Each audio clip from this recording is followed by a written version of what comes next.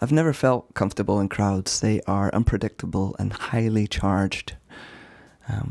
I think perhaps some of you will be able to relate to that. But I think my biggest problem with the crowd has been my struggle to find peace, a place of belonging in the larger society. The spiritual truth is that we are one, while the spiritual truth is also that we are many, and the reality is that we are many. We are different, and we are diverse from one another. And worse than this, humans can be splintered within themselves and within groups. We can turn on ourselves and we can turn on each other very easily. A scapegoat is a real thing. Now, many of you in the congregation have asked me to bring into the sermons and our worship the fact that this nation is really split right now. There's a big division between pro and anti-Trump beliefs. And Easter is an opportunity for us to bring into wholeness that which is divided, that which is unbearable for us. And in doing this, there's a huge paradox here. On one hand, there's Ubuntu, right? This force of unitive consciousness and harmony. And then on the other, there's this need, we lose our authentic identity because we're seeking validation from others. So people can give us truth, but we can lose it by seeking for that truth in others. It's this paradox that I think there is a still point in the middle, a sweet point. And I think that the way that Jesus responds to the anonymous crowd is pointing directly at that sweet spot. In the cultures where I have lived, I've seen us plagued by individualism. I grew up during Thatcherite era in Scotland. And what I see, and I see it here in America, and I saw it in Australia too, is people needing approval from others. And while at the same time being radically individual in their choices and passions. And I think this is an ego problem, right? It's entitlement is a way that we talk about this. A hubris way of thinking that there's low self-esteem and an inflated ego, and we're teeter-tottering between the two. And there has to be a way to bypass that to get to the middle sweet spot. Albert Einstein said, "The true value of a human being can be found in the degree to which he or she has attained liberation from the self." The true value of a human being can be found in the degree to which he or she has attained liberation from self. Now, I studied psychology, so I would put the word ego in there, but words are words. I think Einstein is pointing to the fact that we need to try on a bigger mind. This isn't just about you and me. Instead, we need to align our sights on service, the greater good, and on that which is sacred, which is naturally unitive, naturally in reciprocity and balance with everything else. I think the way that Jesus responds to the crowd is very powerful, but he kind of doesn't respond. He doesn't let the energy touch him. In both the crazy crowd welcoming him and then the other frantic crowd calling for him to be killed, he kind of ignores them. It's almost like he's focusing on his sacred task instead and accounting only his own behavior. I think of it as a unitive way of thinking, and it's really important that we learn to do this in times when we're surrounded by the crowd, or also when we are tested by our own lives. Richard Rohr says this: "Love flows unstoppably downward around every obstacle, like water. Love and water seek not the higher place, but always the lower.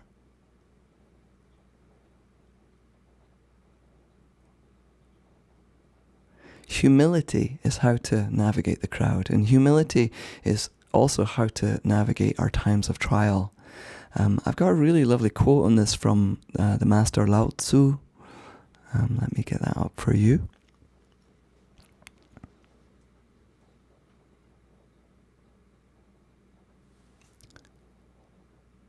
The best, like water, benefit all and do not compete.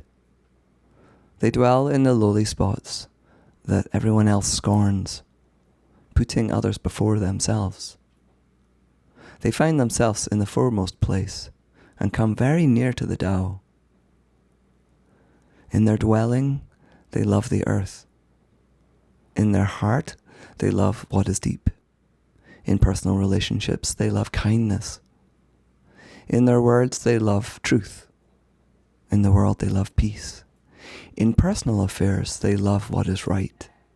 In action, they love choosing the right time. It is because they do not compete with others that they are beyond the reproach of the world. I find that most interesting. Now that's a whole philosophy to live by, that's really getting into the Tao, but it really touches on humility and I think on the way that Jesus navigates his passion.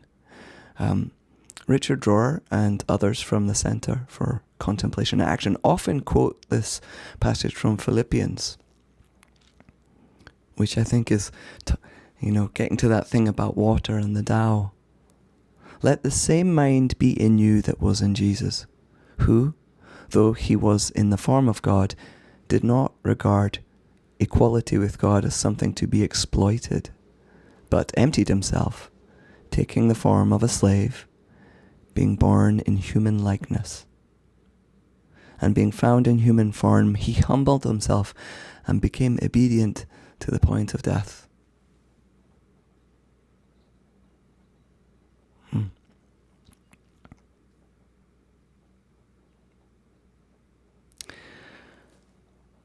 Humility is a process and not an end goal, right? I think sometimes we look at ourselves when where humility is completely out of reach and it can seem insurmountable.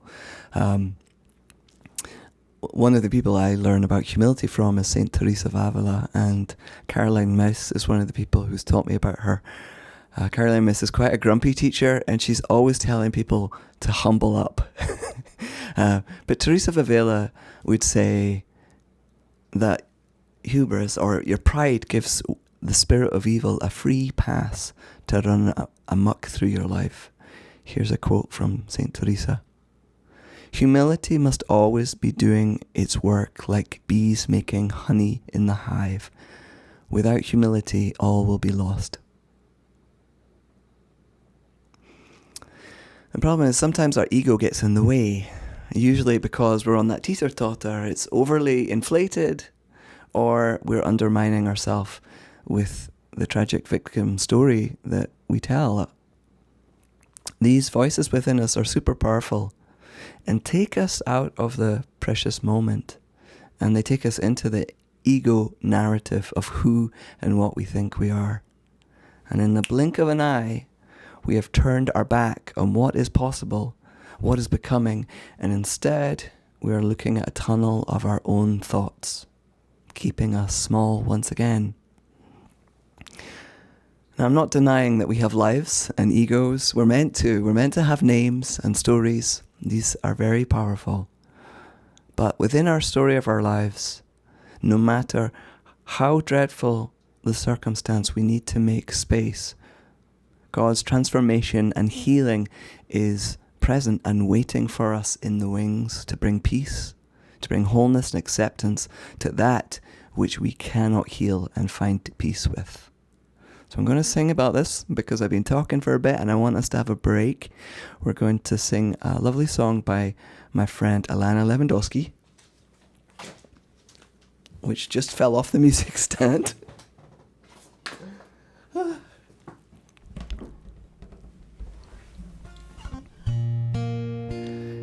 Behold, I make all things new. Behold, I make all things new. Behold, I make all things new. Let there be light, let there be light. God unseen is taking form. God unseen is taking form. God unseen is taking form.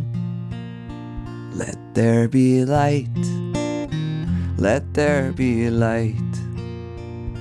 First and last is surging forth.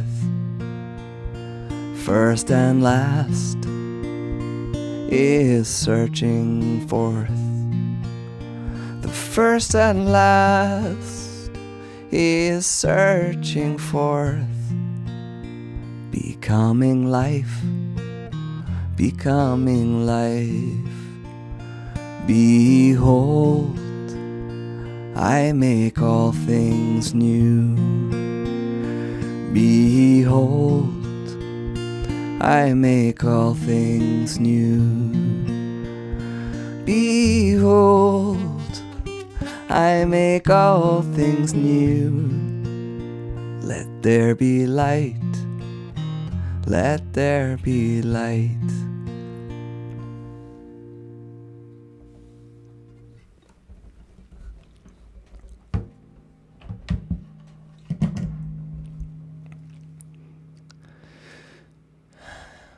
Easter. The mystery of Easter is a very special portal in time, because through his life and death and dying, Jesus was able to bring the Christ, or the oneness with God, into his form. And was he the only one who's ever done this? Well, that's up to you to decide. I believe others have also achieved this. But there's something about what Jesus lived into his death that reordered our human experience. A door to the sacred opened, and a new way was found for all of us, a new path. In Matthew 27, they say, "At that moment the curtain of the temple was torn in two from top to bottom. The earth shook, the rocks split." More on that next week. What I want to get to right now in talking about humility and the crowd is oneness. And I'm going to go to introduce Julian of Norwich to us now. Now, Julian of Norwich is an English saint. She's pretty amazing. I'm only beginning to learn about her. The person who talks about her in a way that really comes alive for me is Richard Rohr, and he has a blog that I'm going to post here in the chat on Zoom. If you are on Facebook, Google Julian of Norwich with a J, Julian of Norwich, and Richard Rohr, and you might find it. Now, Julian of Norwich uses the word "wanting" to describe sacred union. She writes, "The soul is precisely knitted to him in its making by a knot so subtle and so mighty that it is oned into God. In this oning, it is made endlessly holy." I didn't change the language there because I haven't read the original. I don't know whether Julian is referring to Jesus or to God when she says him. So forgive me for the patriarchal language. She also says, "By myself I am nothing at all, but in general I am the oning of love. For it is in this oning that the life of all people exists. The love of God creates in us such a oning that when it is truly seen, no person can separate themselves from another person. In the sight of God, all humans are one, and one person is all people, and all people are in one person. Julian survived the bubonic plague, right? She's a great teacher for us in how COVID can help wake us up to our own wanting. And I'm bringing this up right now because Good Friday, 3 o'clock on Good Friday, is the time that the church celebrates, or marks, might be a better name, marks Jesus' death. The story is that Jesus died quite quickly on the cross, which supposedly in crucifixion terms is a blessing. Some people are there for a long time. And there's certain rituals that are done around 3 o'clock on a Friday around reconciliation and bringing back into oneness shattered parts of ourselves. And I'm going to invite us as a community to do a Good Friday ritual that we used to do in the Abbey on Iona. It was called the Penitential Rite, which I think in traditional terms is a prayer of confession. But remember, when I lived in the Abbey, I didn't have any background in Christianity, so I just saw what I saw. And what I saw as the fire keeper, there was a Easter candle at the foot of the cross. And this had happened after the time that we marked Jesus being crucified, but before he died. And people would come forward with their burdens written on pieces of paper, and they would burn them. And occasionally a little fire would create, and that's my job, was to bring sand so that nothing got too crazy. But mostly I just tried to get out the way because people were presenting their most tender prayers and their hope for healing for situations that they could not heal themselves. It was a very profound thing to witness. And a really big part of that is about forgiveness, and forgiveness from a really big concept, not just somebody did something wrong and you learn to forgive it. Forgiveness there are fractures within ourselves and within our society that only God can help us choose love over the pain. And I've got a video that we're going to look at, which is another teaching from Brene Brown. I've been using her a lot during Lent because I think she's such a good teacher for us right now. And she very clearly says to me why forgiveness is really important on Good Friday. And then after we've watched the video, I will tell you how to do the Penitential Rite yourself on Good Friday if you'd like to. But first, let's hear from Brene. And I'd love it if you give me a thumbs up to tell me you can hear this.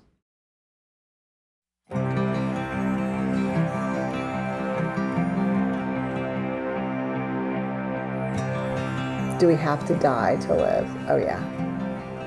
1,000 deaths. Isn't that? Yeah, because rebirth, right? And I'm not talking just in a Christian metaphor here. I don't care if you're agnostic or Muslim or Jewish. Rebirth. There has to be, we have to bury things and we have to grieve them, and they have to go away for good. That's death. And then something new is born of it. But yeah, absolutely. Except the revolution can come through death to get the rebirth. But yeah. No, yeah. And let me tell you, rebirth's not easy. And death is not easy. And I've been working for a decade trying to figure out forgiveness, but I could never, as a qualitative researcher, we look for saturation, meaning we keep getting the same answers over and over as we interview people, to the point where we believe that it's a valid and reliable answer, and that it's broad enough to capture everyone's experiences. And so I was like, oh my God, I'm never going to solve forgiveness. And then one day I was You woke up one day trying to solve forgiveness? I spent a decade trying to solve it. But one day, it's a lot of mornings, but one day I did solve it. I was at church and I was listening to Joe Reynolds, who is an Episcopal priest,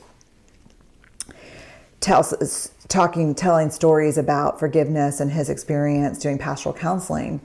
And he said, in order for forgiveness to happen, something has to die.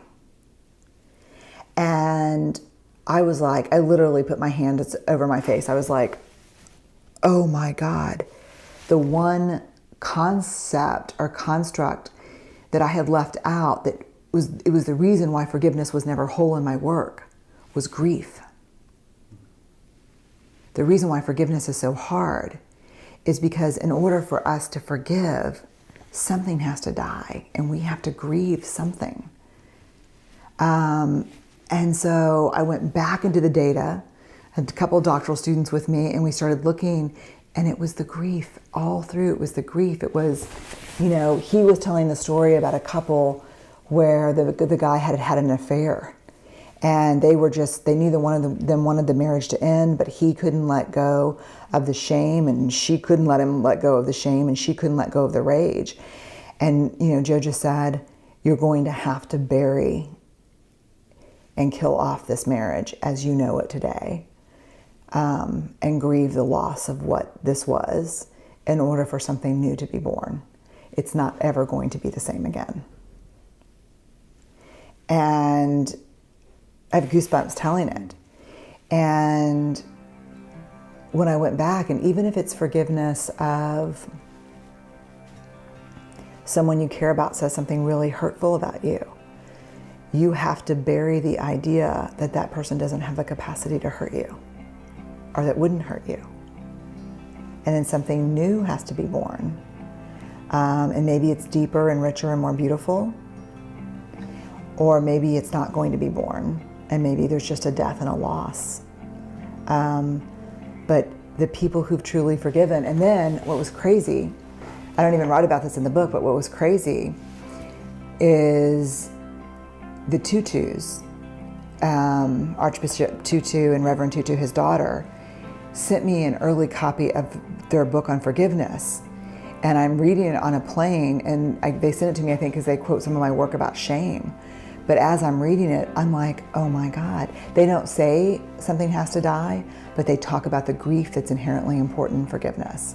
And they talk about the truth and reconciliation in South Africa, and they talk about what they've seen around forgiveness, and it just fit. I mean, I make the recommendation of their book in Rising Strong and say it's one of the most important books I've read in my life. But grief is an inherent part of forgiveness. Sometimes we just have to kill off and bury being right, and the power that comes from being, and the juice that we get from being right in order for forgiveness to happen. Which means the willingness to kill something off or bury something and grieve it makes being forgiven the ultimate act of love, right? Yeah, so it's powerful.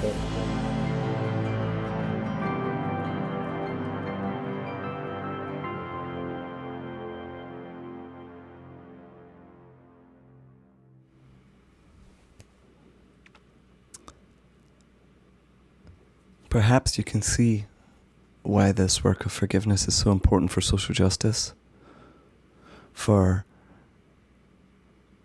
our ability to navigate life, for everything.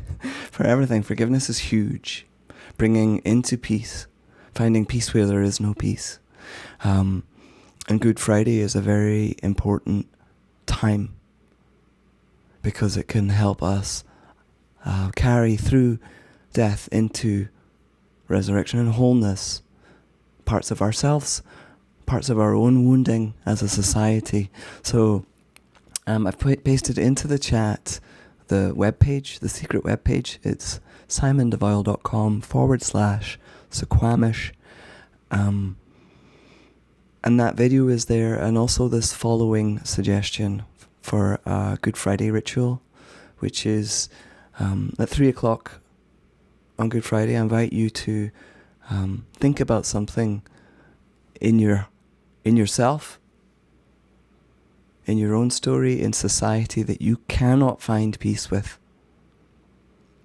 Something that you can't forgive on your own. There's no point doing this if you've already forgiven it. This is for that which we cannot bring into wholeness. And Identify a burden or situation and write it on a piece of paper.